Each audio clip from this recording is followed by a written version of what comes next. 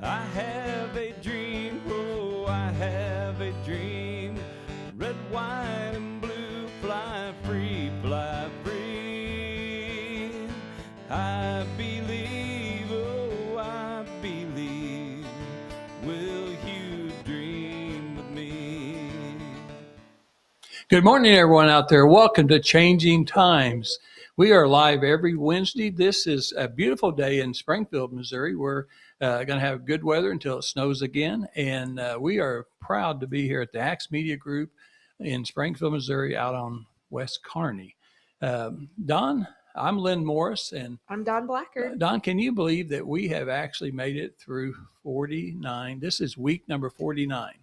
It's gone by fast. Facebook hadn't kicked us off yet. No one else has kicked us off. We're gaining thousands of people every week listening to our show, watching our show.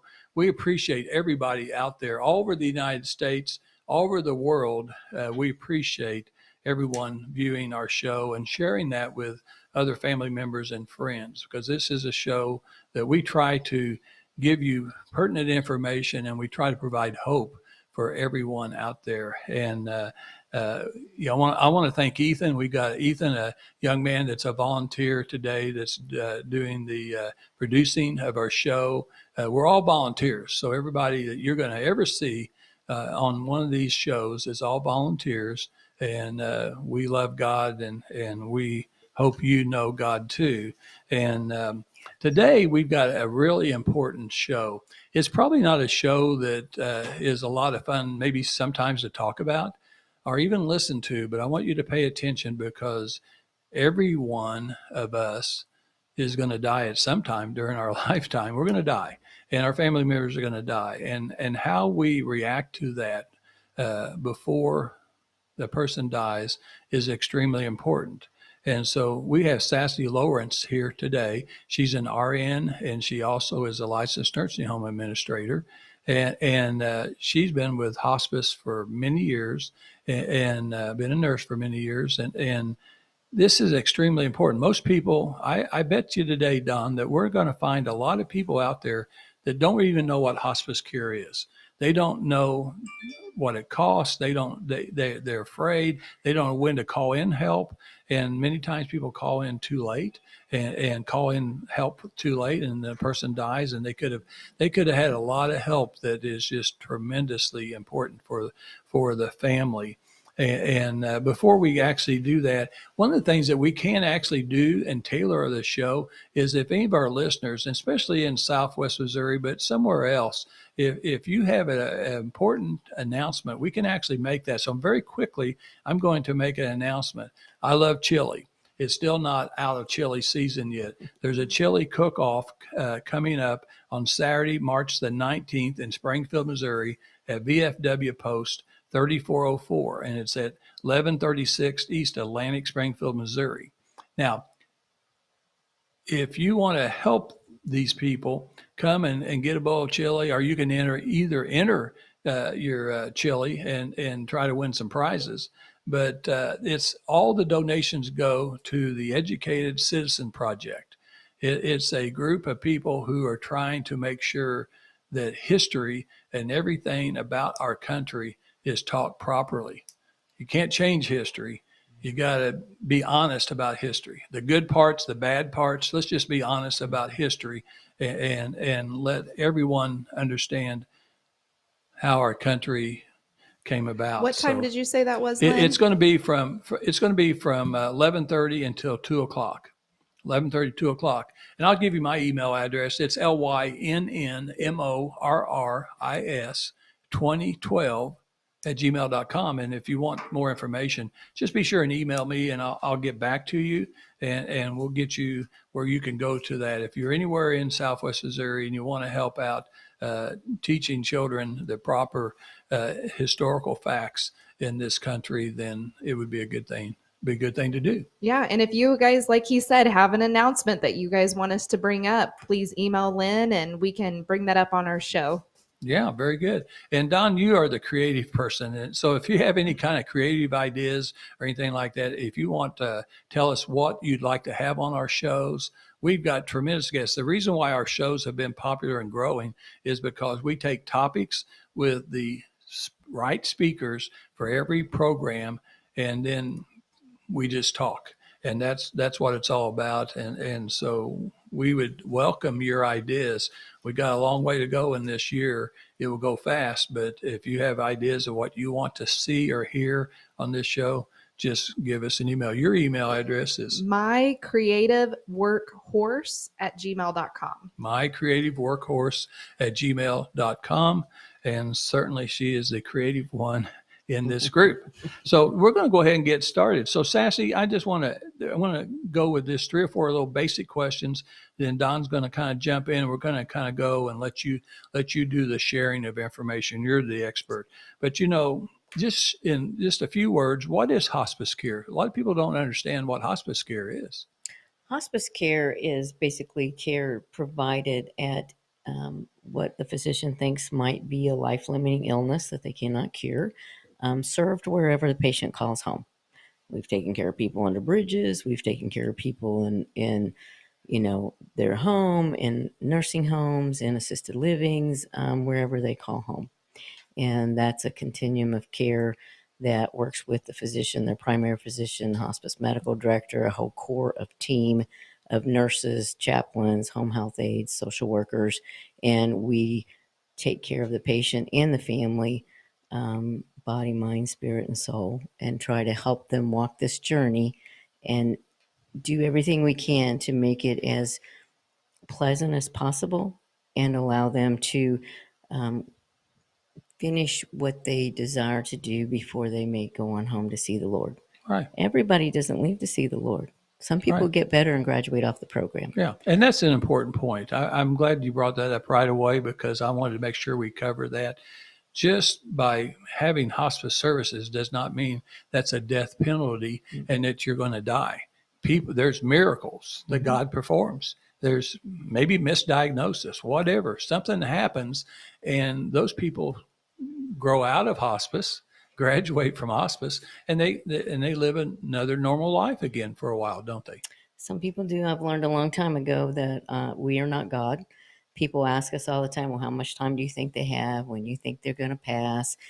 And we are trained to watch symptoms, and we are trained to be able to teach the family symptoms and the loved ones, but we are not God. And I've learned that those patients are so in control of when they leave, it's between them and God. Mm-hmm. And usually they can share with us what's happening even before I can. And there are people that were really sick when they come on, but with the care and the medication manipulation and the things that we know to do to get them comfortable, they actually get better, and they're here for years. And the diagnoses that seem to kind of do that more are like your pulmonary, like COPD. Sometimes they can be so sick, so ill, but then once you get their medication regimen lined out, their breathing treatments, their oxygen, the things they need to stay calm, just the education that they need and the family needs, there's times that they graduate off many times and go on to a palliative care program under our watch, so to speak, and then as they decline, then they come back. So it is statistically proven that people live 2 to 3 months longer if they are on hospice than without. But a lot of the patients that, I shouldn't say a lot, there are a majority of patients that do graduate and come back just because they were so ill and have been ill for so long, but then they have a strong constitution and a strong belief in the Lord. Sure. And it's between them and the Lord, So a lot of people do come off the service. Well, very good. And Sassy, one of the things is people thinks it's costly, too costly. They don't have enough money to pay for this. Yeah, it's one of the few things the government hasn't changed. Medicare and Medicaid will totally pay for hospice services. Most hospices will take patients that are indigent if they have no other resources. Insurances, some insurances are in network, some are not. The non-for-profit chain that I work for, we haven't turned anyone away that I can recall. I mean, most hospices are in it for the right reason, and they'll provide the service if the patient needs the service. Yeah, that's very good. So I want everyone to know that. I mean, cost is not a factor in this service. This is a tremendous service that every family can benefit from, as well as their patient, their loved one. And so this is extremely important to know. That's just a great relief for all the families. And then, one of the things is how do people know when to call in a hospice service? Because I've heard of people calling a hospice service in just 2 or 3 days before somebody dies. That's kind of late, isn't it? Well, I would rather them called in than not call at all. Right. But it is more difficult because the patient, most of the times, you're trying to get their symptoms controlled, and yet the family is in such a shock and they need our attention as well. If you have them at least for, a few months. I mean, we've had patients on a year and a half, and if you have time with them, you can at least get a rapport with the patient and the family and a trust and a bond and prepare them for what you expect the illness to do next so they're not surprised. But when you have someone for 3 days, basically you're in there getting those symptoms managed, getting that patient comfortable, trying to make sure the family's okay, and you really don't have the time to make the relationship that you would if you had a few months. The care is still good. It's still needed, but I think the benefit, they could get a lot more out of the benefit. Of course, there's a bereavement program that follows up with them, whether they've been Right. on, 2 months, 2 years, whatever, but they're still going to have that benefit to follow them. But it is better for the patient and the family if they have the service a little longer. Primarily, the service needs to be agreed upon by a physician and the medical director. I mean, I can't just go out and point to somebody on the street and say, hey, you want to come on hospice? Right. So there has to be, there are regulations that we have to follow. But Well, that's very good. I mean, I think that's really, really important. Well, we'll kind of go to Don. I know you had some questions, and then we'll kind of go jump back and forth. But I think that's great information so far. Is we're kind of clearing up some what I call misconceptions about hospice care, and the families would be what I know because I've had my mom and dad both before they died on hospice services, and I know that Jim Whining, our executive director for Acts Ministry, I know his mother, and I think you all took care of his mother in the dying process, and it's just such a great relief. I remember my mom not really knowing everything to do for my dad, and they taught her. They taught her how to do it. and that's mostly what we do. We do more education and emotional support really than we do compared to the hospital setting where you're doing a lot more Yeah. clinical IVs, those types of things. We still do those, and we'll do tube feedings, and we Right. still do very clinical things, drains, Plerex drains, pumps. Yeah. But a lot of our program is designed around helping that family. Right. And keeping the patients comfortable. Right. But the family has to live on after the patient goes on home. Yeah. And usually the patients are more accepting and ready than the families are in most cases. And that last thing, and then we'll let Don, but the chaplain is very important. That type of service after the family member passes away, because I remember the chaplain from Mercy Hospital after my dad died kept in touch with my mother. Absolutely. Well, hospice, when I think of the word hospice, I think of compassion and caring, but I also think of a team. Yeah. And so we're a team when you go through this. I know I went through it with my grandma, and we're joining your team, but you're joining our team. And so, tell us a little bit about what the overall hospice team looks like, because it's not just one person sometimes, it's a team. So what does that look like? The team consists of a medical director, the patient's primary physician, and the primary physician can be the medical director as well. It also consists of a registered nurse. Sometimes an LPN is assigned to the team as well, a home health aide, an MSW or BSW, social worker. And they are used for most people. When you say social work, they're afraid of that because they think of DFS. It's not that type of service. They're looking for resources to see what they can do to help you, help funeral plans, grants, those types of things. And then, of course, we have nurse practitioners, and we have home health aides. I think I mentioned that, the ministers, and then a bereavement program. So it is a whole continuum. We also have contracted services with physical therapy, massage therapy, occupational therapy, those types of services if it benefits the patient for comfort at home. So talk about eligibility requirements. So, what kind of symptoms are we looking for? What kind of triggers are we looking for? What kind of diagnosis are we looking for that they should reach out? Okay.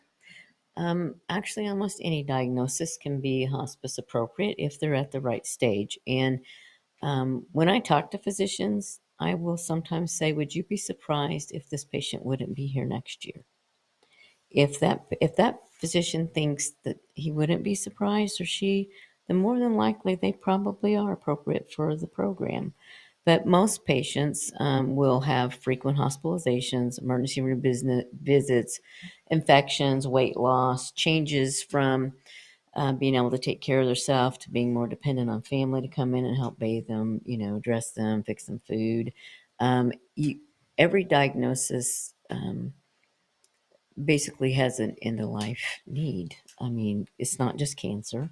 There's cardiac diagnoses. There's pulmonary congestive heart failure, COPD, stroke, coma, HIV, obviously cancer, respiratory. I mean, it's MS. I mean, just pretty much any diagnosis, if it's down to the end stage, is going to qualify for hospice. And we are trained to know those diagnoses and to try to stay one step ahead of where they're going to hit the body next to try to keep the patient what they need to stay comfortable. Now, you gave us this great handout. Is this available if people want to get a hold of what this handout is? Oh, sure. Through Sure Heartland? Mm-hmm. But it goes through a lot of the eligibility. And you hit on a lot of these, but, if they're excessively sleeping through the day, that's a big sign, right? It can be a classic indicator. If you have a patient or a person, I guess I should say, the nurse is coming out of me. If you have someone who has changed significantly in their activities of daily living, what they could do, in their ability to stay awake, their ability to watch TV, their ability to dress themselves, to get food, there's something going on. It could be acute, and it might possibly be treated. But if the physician cannot treat it, then more than likely they're going to be appropriate for hospice. You've got down confusion, loss of speech, just not bouncing back after that they get down. And so I think, reiterating what Lynn and you talked about earlier is just because you have hospice doesn't mean it's a death sentence. Right. It's correct. All about just getting the care that you need and getting past that block about that's what hospice means, because it's really just bringing in the team to help assist the family, help assist the patient. That's exactly right. And we have guidelines. Medicare has established guidelines that we are to follow for specific diagnoses. So we have guidelines to look at. And if someone were to ask me, I'll just use Alzheimer's, for example. Now, you can have a patient that has Alzheimer's and they can still be up walking and semi-talking, but very confused, and still eating fairly well, not getting choked, not losing weight. They're sick and they need help, but they're really probably not hospice appropriate yet. But as that disease progresses, they're going to be in the chair more. They're really not going to be able to hardly get out of the chair. They're going to have a more difficult time eating. They may start choking a little bit, getting some pneumonia, getting some infection, getting urinary tract infections. Then they are in the line of being appropriate or eligible, I guess I should say, based on the diagnosis of the illness, where it's at, the stage it's at. So that is sometimes confusing to people because you can have someone that is requiring a lot of help with that type of illness, but they're really not ill enough to be at end of life. Yeah. Does that make sense? Absolutely. So I know, one thing that everybody hates to see when they love someone is they hate to see someone be in pain. Absolutely. Is that when you really start seeing families reach out when, there's a pain control issue going on where they're like, this is when we need to bring in hospice? And really they should be reaching out long before it reaches that point. But do you see that a lot with Absolutely. I mean, families? if pain's out of control, they'll reach out. Physicians, the FDA monitors the physicians very strictly on the narcotics. So if patients are struggling with pain control and they're towards the end of life, a lot of times the physicians are even saying, you know, we're unable to do any more chemo. We're unable to go any further with this treatment. Would you think about hospice? They can manage your pain. And the umbrella is a little different for us to be able to manage their pain. So it is a key indicator. Um, but once again, our Alzheimer's patients don't have a lot of pain. So it depends on the illness on how much pain you're dealing with. Okay. Very I good. know we're going to take a break here in just a second on our sponsors. And when we get back, would you tell us about what we need to look for in the right care facility and for the right hospice care? Absolutely. Very good. Happy Hey, to. great information, guys. I tell you what, this is a very important topic, and I really hope people are taking notes today and going to have some great information after we get through our sponsors today. But we are proud to talk about our 2 sponsors that we have. We're still looking for 3 more, and we know that we'll get those sponsors and be able to buy additional equipment. We would love to have enough money in this ministry to be able to buy a system to where you could call us and you could ask Sassy a question right now today while you're watching our show. That would be a blessing for our ministry, and it'd be a great blessing to all the public that's watching our show. Our first sponsor today is Brad Pistow. He is a certified fiduciary financial planner. He's located in Ozark, Missouri. But just because you're not in Missouri doesn't mean he can't help you.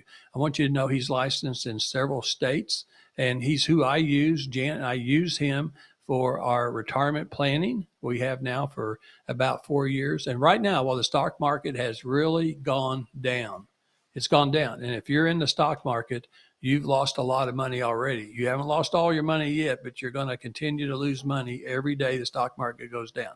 I've not lost a penny.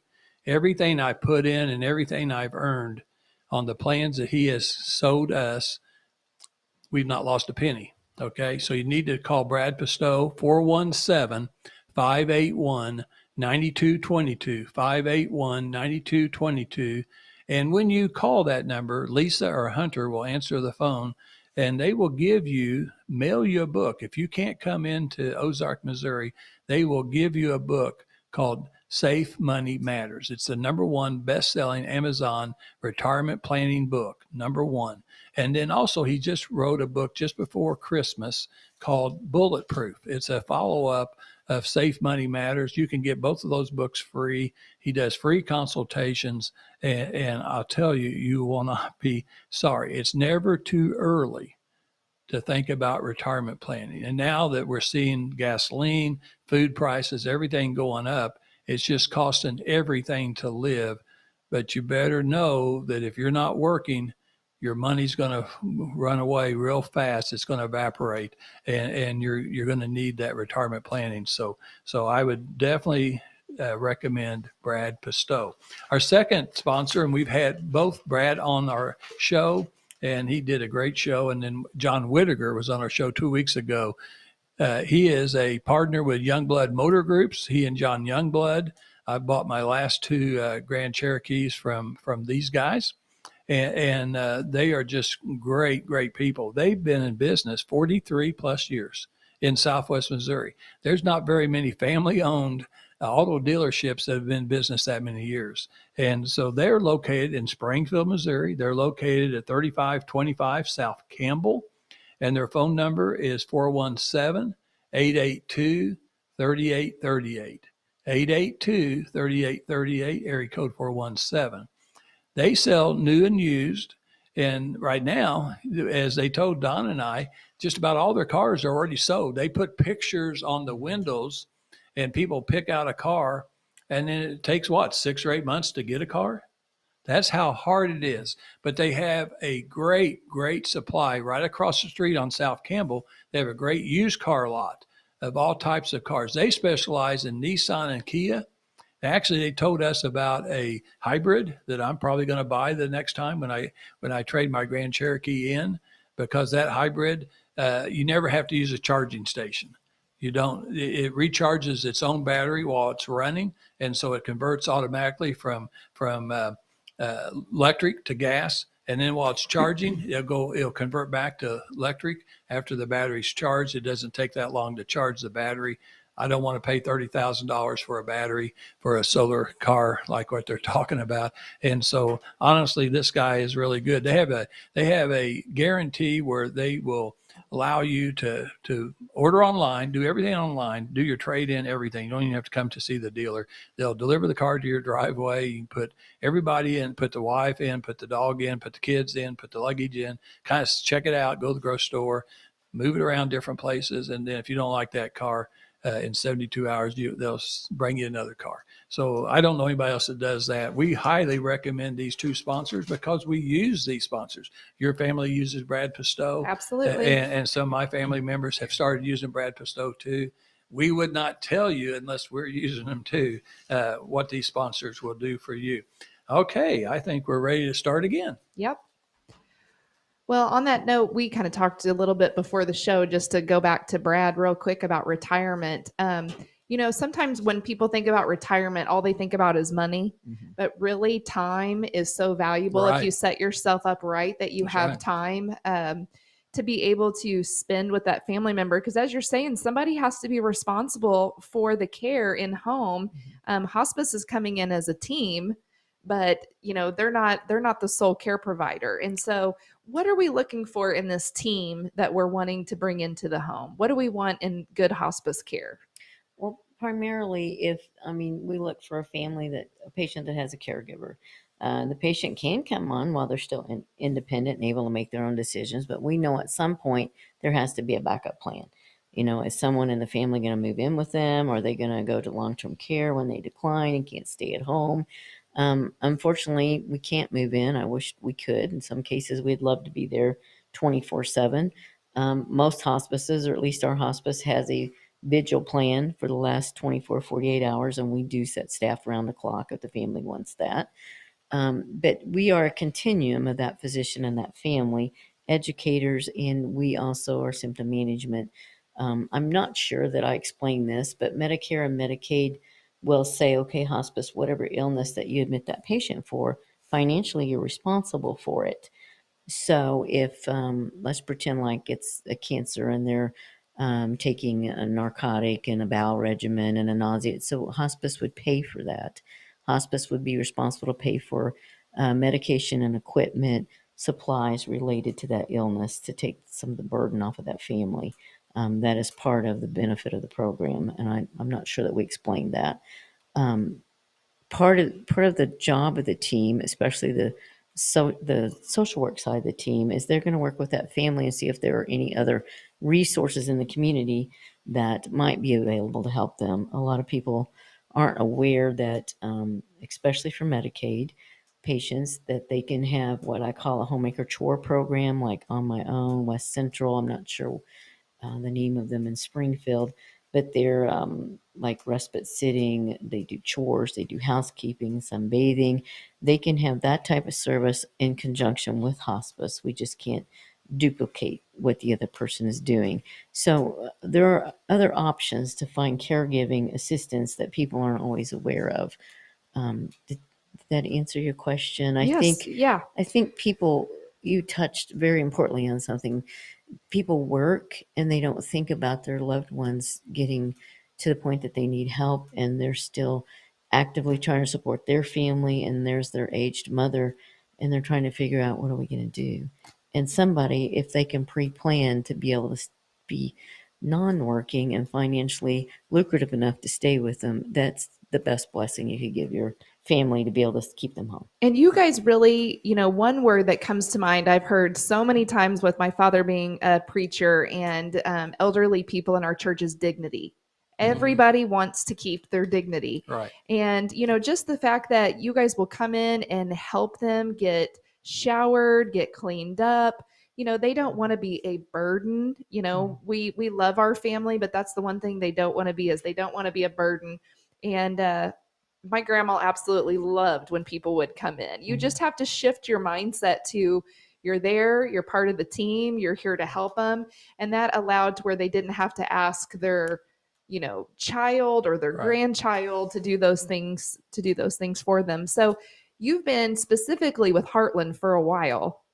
You want to say anything about why you love Heartland, or why you would encourage people that, yes, there's a lot of great facilities, but why Heartland? There are a lot of great hospice programs and long-term care programs, and everyone operates under the same regulations, state and federal. Everyone does not practice the same. And probably what's attracted me to Heartland, which is now Heartland ProMedica, the most, is the fact of the motto is do the right thing for the patient, and everything else will come in line. And I truly believe that. They have several core essential values, but that's Sandy, or Sassy's my nickname. That's my paraphrase. But essentially, the team that I have, they know you do the right thing for the patient, and everything else will come in line. The whole focus is that patient and that family, and making this situation be as pleasant as possible for where they're at in their life. This company will go outside the box to take patients that most companies won't. They do not say you have to be a do not resuscitate to come on. They will not tell you can never go back to the hospital. We would tell you we'd want to be involved in that decision, because most of the time we can take care of it at home.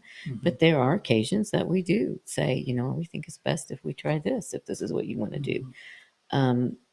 Some hospices won't allow you to have antibiotics or x-rays or certain things that, in my opinion, help keep you comfortable.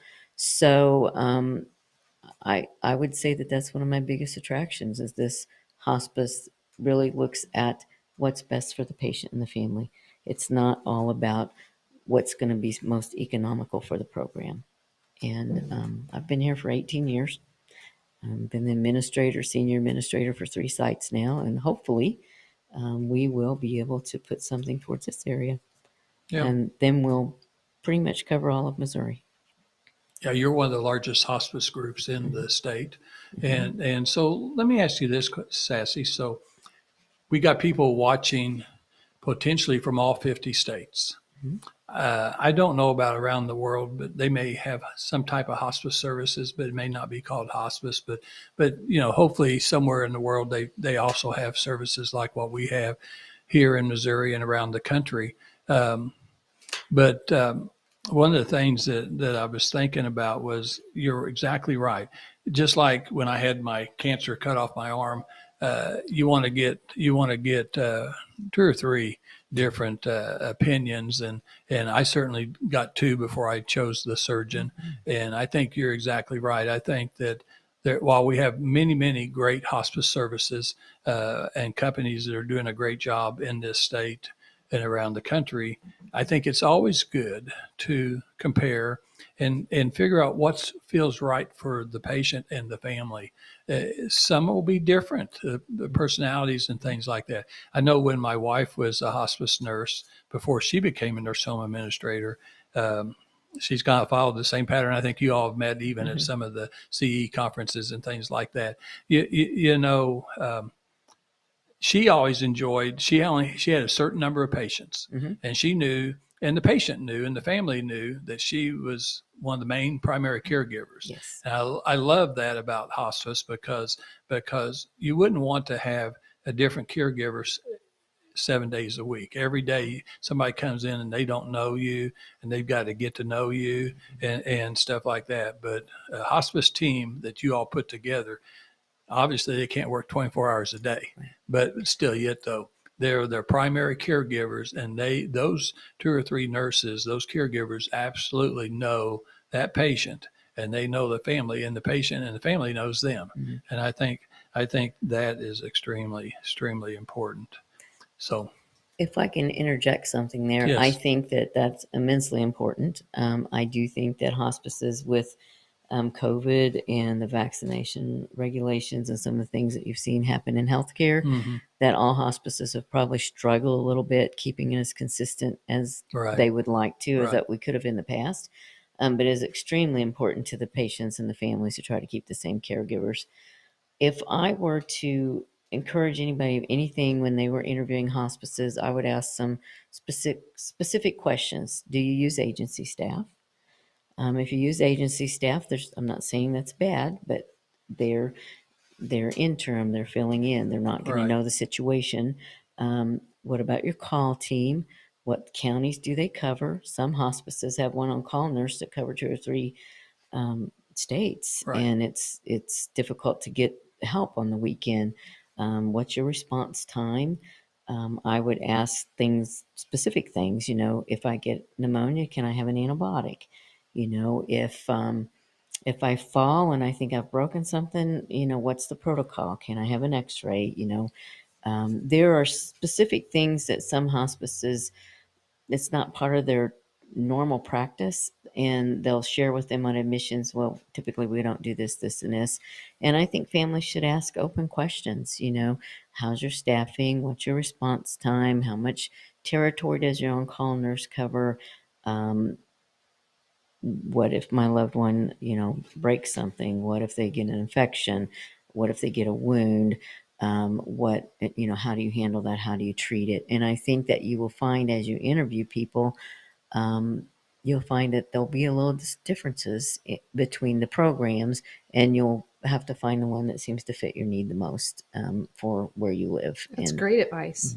that would be probably some of the most open-ended questions I could encourage you to ask.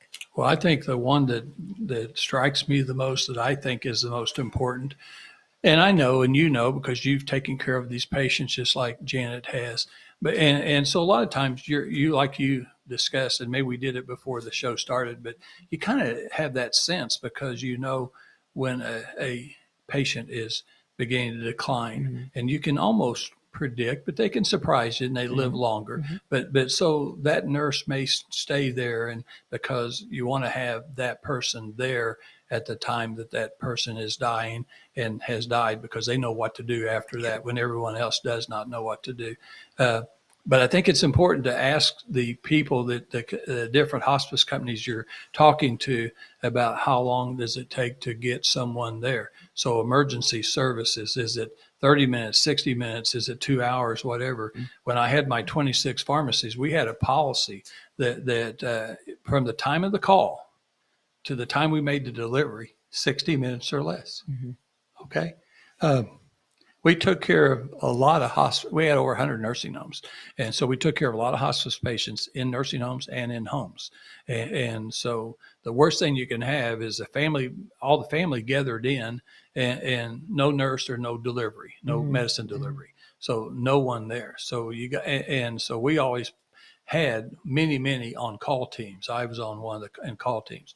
So you can't have somebody 3 hours away from the pharmacy if you got a 60-minute rule. And so we had very much thinking process about how do we take care of that person in the dying process. We thought we were the best, and that's the way you want to make sure you get a hospice service that's the best too. Yeah. I think everyone tries hard to get there as soon as they can. The state has a little bit more leniency for the rural market, but the rule of thumb is most people try to be there if it's considered emergent within an hour. There are times that it's communication along the way, and the families know, this is an emergent need, but I'm on my way. I'm tidying this up and I'll be there. So, but you're exactly right. There is a response time that everybody tries to establish, and nobody wants to think of somebody on the other side in distress needing help. Everybody wants to get there as quickly as they possibly can. Yeah, I know everyone did the best. So we're going to run out of time, but kind of talk about, and we'll kind of combine these conversations, the hospice conversations that you have with the family members, the patients, the physicians. You're trained, you know what to say, what kind of questions, but what kind of conversations do you kind of tend to go with when concerning hospice patients? Lynn, I find out the best thing to do is just listen to their story. Listen. Find out what they've been through. What journey have they went through? Every illness doesn't travel exactly the same course, but it'll be very similar. But what might be important it might be important to me to be able to go out to the barn to see my horses, but it might be important to someone else to be able to take a trip. I mean, I know hospices could tell these stories. We've helped people get married. We've sent them on honeymoons. We've helped them go fishing, do something that was important to them. And I think as you look at what's important to them and what symptoms they have, you fit your program to meet their needs. If I was going to advise anyone, I would listen to what's important to that patient, because every patient has something that's important to them that may not be important to the other person. The criteria as far as diagnostics and decline and symptoms that you look for are standard pretty much across the board, because Medicare has set those up with the National Hospice and Palliative Care Organization, and they have recommendations of where the patient should be, or multiple faucets of different diagnoses that would still contribute to them probably not being here past a year. But the most important thing is to find out what's important to that patient and tailor around what they need. Same with the physician. Physician sometimes is a little more difficult conversation. And I find probably the easiest thing is, what do you think? Do you think if they weren't here in a year, would you be surprised? And that will allow them to start thinking, well, I really probably wouldn't be. So, yeah. The better the listener you are, probably the better assessment you can make of that patient. I mean, so you're exactly right. That's from experience that you're not going to do too much talking. You're going to let that patient do the talking, and then you're going to be able to make a medical assessment because you're trained to do that.